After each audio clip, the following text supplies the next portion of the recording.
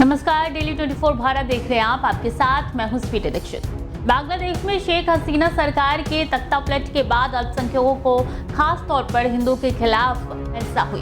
इस मामले में हिंदू संगठन न्याय की मांग कर रहे थे। पिछले महीने 25 अक्टूबर को हिंदुओं के अधिकारों की रक्षा की मांग को लेकर चटगांव में एक रैली निकाली गई थी। चिन्मय दास समेत 19 लोगों पर आरोप है कि उन्होंने इस रैली के दौरान बांग्लादेश के राष्ट्रीय ध्वज का अपमान किया।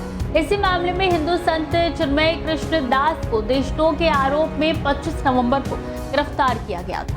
बांग्लादेश की अदालत ने उन्हें जमानत नहीं दी और जेल भेज दिया। इसके बाद चिन्मय दास के समर्थक सड़कों पर उतर आए और उग्र विरोध प्रदर्शन करने लगे। भारतीय विदेश मंत्रालय ने भी बयान जारी कर बांग्लादेश में चिन्मय कृष्ण दास की गिरफ्तारी और उन्हें जमानत नहीं देने पर गहरी चिंता जताई थी। ये मामला बांग्लादेश में चरमपंथी तत्वों द्वारा हिंदुओं और अन्य अल्पसंख्यकों को लगातार निशाना बनाए जाने के बीच सामने आया है, जिसके चलते बांग्लादेश में अल्पसंख्यकों की सुरक्षा और उनके अधिकारों की रक्षा को लेकर चिंता बढ़ने लगी है।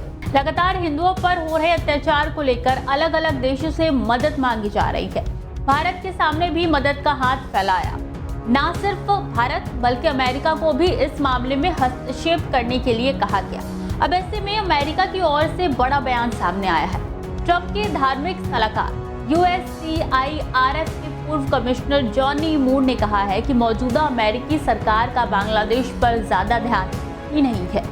उन्होंने कहा है कि भले ही बाइडेन प्रशासन बांग्लादेश के हालातों को नजरअंदाज कर रहा हो, लेकिन मुख्य तथ्य यह है कि अमेरिका में सरकार बदलने जा रही है और एक ऐसी सरकार होगी जिसकी बेजोड़ विदेश नीति होगी। दरअसल मूर से बांग्लादेश में अल्पसंख्यकों के खिलाफ हिंसा के बीच अमेरिका के रुख के बारे में पूछा गया था। उनसे ये पूछा गया था कि ऐसी स्थिति में ट्रंप सरकार बाइडेन सरकार की तुलना में क्या अलग करेगी। इस पर उन्होंने कहा कि दुनिया में ऐसी कोई चुनौती नहीं है जिसे सुलझाया नहीं जा सका। मूर ने कहा है कि इस समय दुनिया भर में 50 से ज्यादा जंग चल रही है और मैं हैरान हूं कि मौजूदा अमेरिकी सरकार का बांग्लादेश पर ध्यान ही नहीं है।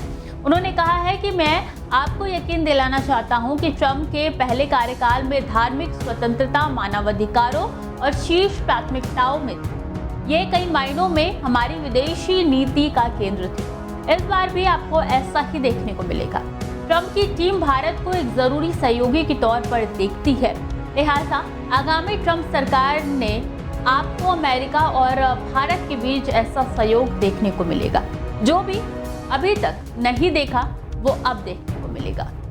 तो खबरें लगातार जारी है, बने रहिए डेली 24 भारत।